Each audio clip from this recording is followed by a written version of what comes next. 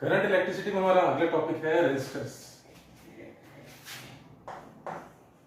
Next topic is resistors. Resistors दो प्रकार के होते हैं, एक होते हैं वायर बाउंड रेजिस्टर्स,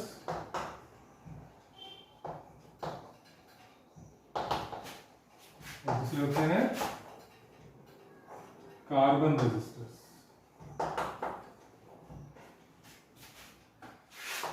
तो जो वायर बाउंड रेजिस्टर्स होते हैं वो क्या होते हैं? Wire bound resistors are made by binding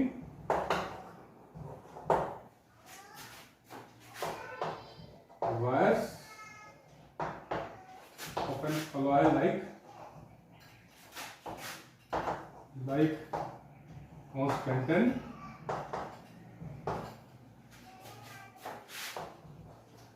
manganese and nitro। तो ये लॉ हमने पहले पढ़ा था एनालाइजर में, बहुत अच्छे रेजिस्टेंस का काम करते हैं, तो इनको वाइंड करके हम इनका रेजिस्टेंस बनाते हैं। ठीक है, these are called wire bound resistance. हमारे दूसरे रेजिस्टेंस होते हैं, कार्बन रेजिस्टेंस। कार्बन रेजिस्टेंस क्या होते हैं? These are made from powdered carbon. Carbon को पाउडर करके और उसमें हम मिक्स करते हैं, mix with some binding material, तो पेस्ट जैसा हो जाता है। बाइंडिंग मटेरियल के साथ हम मिलाते हैं इसको, कार्बन पाउडर को, पेस्ट जैसा होता है। एंड देन बेक, फिर उसको बेक करते हैं into small tubes and wires are attached at the। तो कार्बन रेजिस्टेंस हम बहुत सारे जो इलेक्ट्रॉनिक सर्किट्स होते हैं इसमें बड़ी बड़ी ट्यूब्स होती है, कार्बन रेजिस्टेंस की होती हैं, ज्यादातर हम ये यूज करते हैं हमारे इलेक्ट्रॉनिक सर्किट्स में। तो ये क्या होता है, कार्बन को पाउडर करके उसको फिर पेस्ट बनाते हैं किसी बाइंडिंग मटेरियल से बाइंड करके, उसको फिर बेक करते हैं। बेक करने के बाद एंड में कनेक्शन के लिए हम दो वायर्स लगाते हैं। तो इस तरह के हमारे कार्बन रेजिस्टेंस होते हैं, हमारे ऐसे ट्यूब्स के फॉर्म में होते हैं। ठीक है, और किनारे में कनेक्शन के लिए इसमें वायर्स अटैच करते हैं। अब जो ये इसमें हमारी कलर कोडिंग होती है कार्बन रेजिस्टेंस में, यह कलर कोडिंग काय के लिए? ये बताने के लिए, स्पेसिफाई करने के लिए कि इसकी कितनी रेजिस्टेंस है। ठीक है, हर हम डिफरेंट रेजिस्टेंस का बनाते हैं कार्बन रेजिस्टेंस। ठीक है, मटेरियल लेके तो उसका हम स्पेसिफाई करते हैं कितनी इसकी रेजिस्टेंस है बाय कलर कोडिंग। तो इसमें 4 कलर्स होते हैं बेसिकली। एक उसके रिंग्स होते हैं कलर्स के, सेकेंड, थर्ड, देन फोर्थ। ठीक है, और हर रिंग जो कलर होता है उसका एक नंबर होता है। ठीक है, तो डिफरेंट कलर्स होते हैं इसमें से, तो हर कलर को हम एक नंबर से, उसका एक नंबर होता है डिजाइन। तो हम कैसे पता लगाते हैं इसका क्या नंबर है? उसके लिए हमारे एक हम याद कर लेते हैं फॉर्मूला, कैसे इसका याद नंबर भी बता सकते हैं। तो इसके लिए है हमारा Bibi Roy of Great Britain has a very good wife. ठीक है, यहाँ लिख देता हूं मैं, Bibi Roy of Great Britain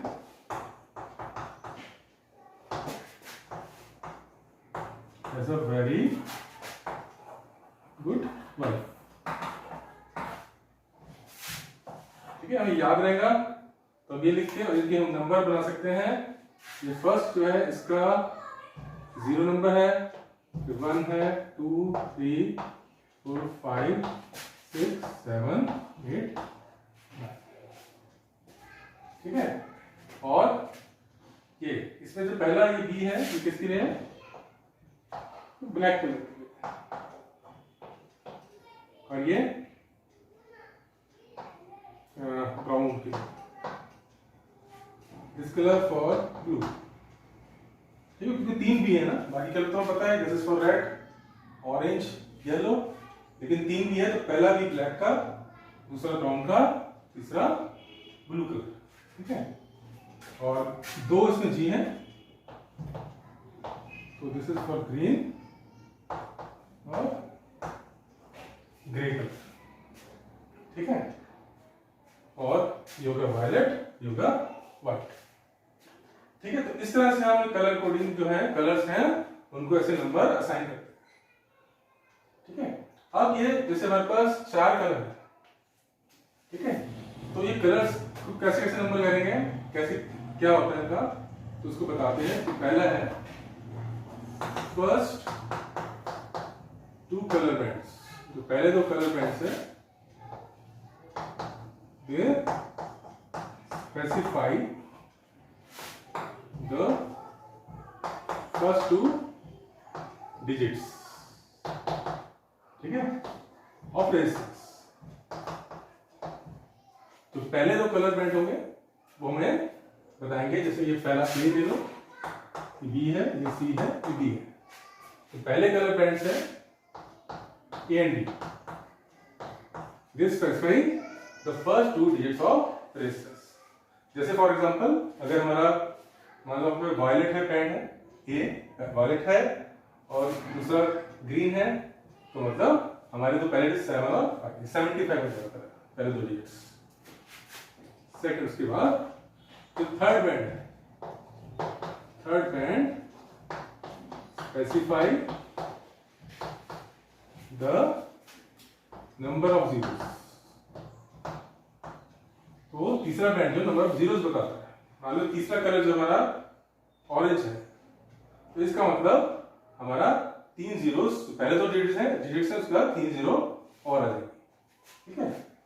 और मैं नीचे लिख रहा हूं लास्ट, तीसरा थर्ड जो डी है, फोर्थ कलर है, फोर्थ कलर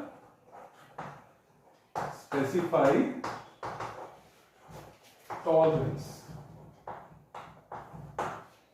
टॉलरेंस से मतलब क्या है, जब भी हम रेसिस बनाते हैं तो थोड़ा हमारा उसमें वेरिएशन हो सकती है, उसमें एरर हो सकता है, प्लस माइनस कुछ हो सकता है, तो हम स्पेसिफाई करते हैं कि कितना इसमें कम ज्यादा रेसिस हो सकती है, ठीक है।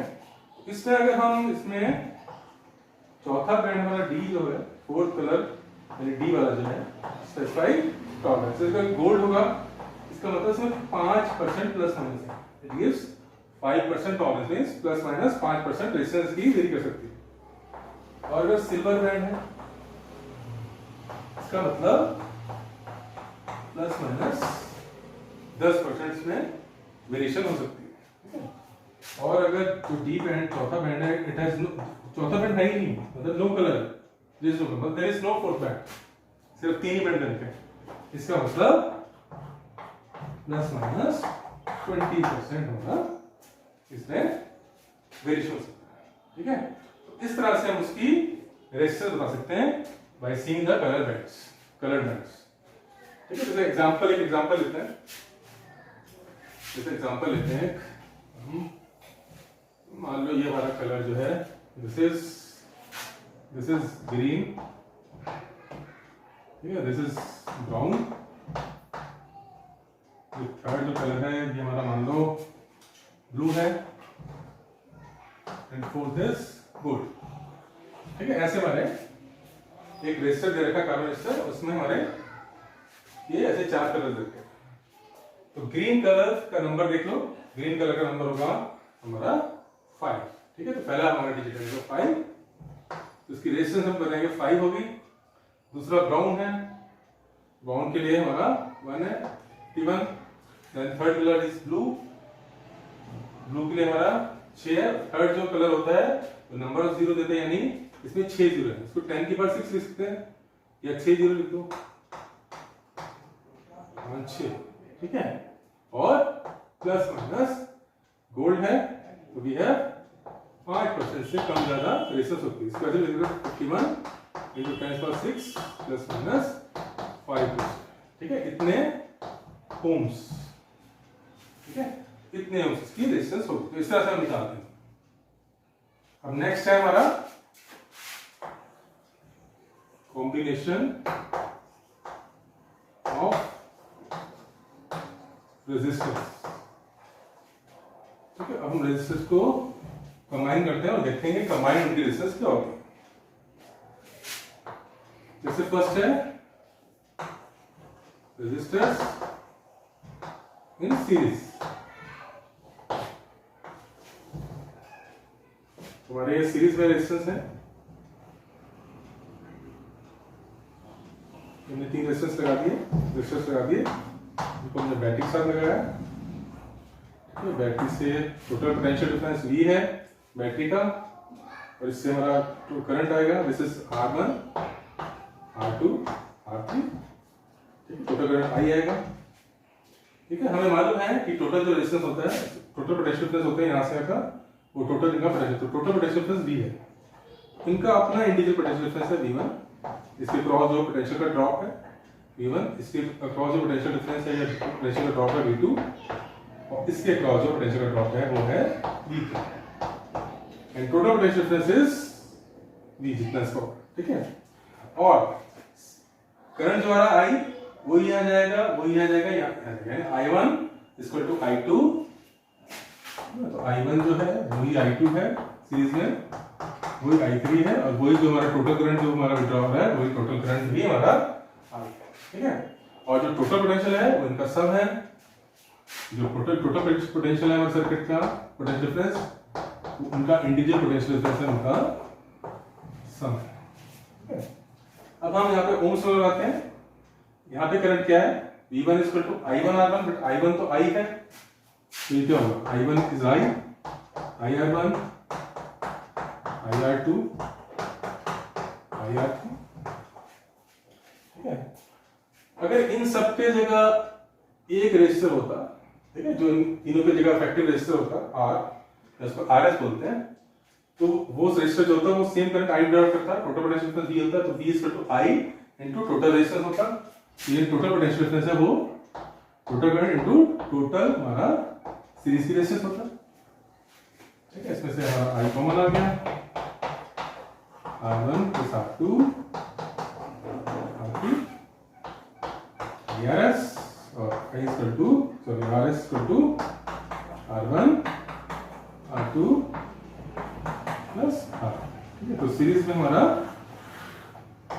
Total effective resistance is equal to the sum of individual resistance. Next है हमारा रेजिस्टेंस इन पैरेलल।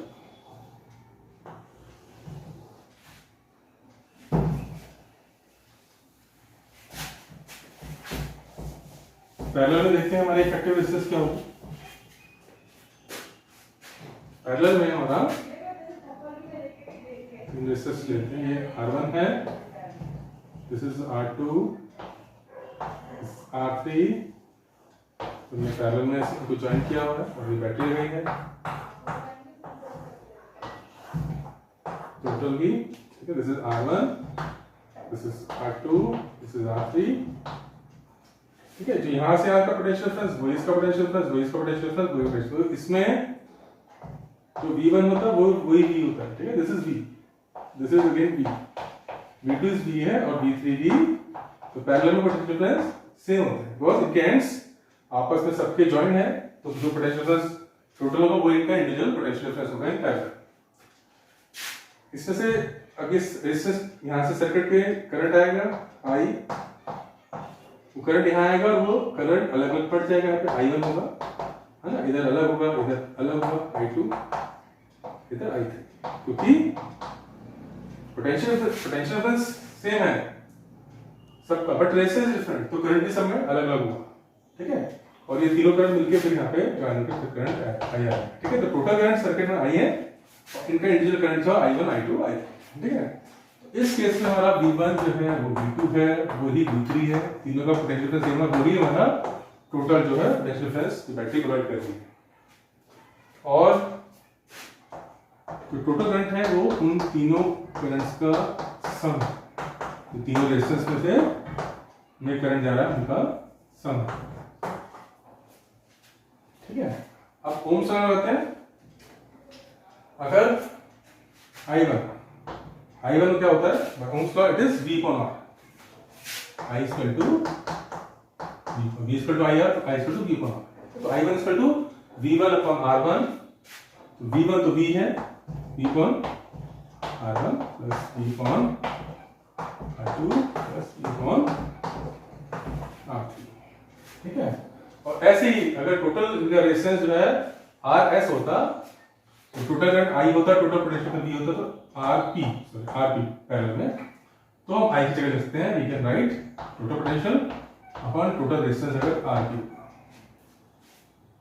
ठीक है, तो इसमें हमारा V जो है कॉमन लेके सेम है, कॉमन लेके कैंसिल हो जाएगा, 1 upon RP equal to 1 upon R1 1 R2 plus 1 upon R3। ठीक है, तो ये हमारा पैरेलल में जो टोटल इफेक्टिव इनका कंबाइंड जो रेजिस्टेंस होगा, अगर तीनों जगह हम एक रेजिस्टेंस लगा दें जिसकी ये रेजिस्टेंस हो, तो ये रेजिस्टेंस का फॉर्मूला जो है इट इज उन तीनों रेजिस्टेंस के साथ ये इसमें आपसी रिलेशन है।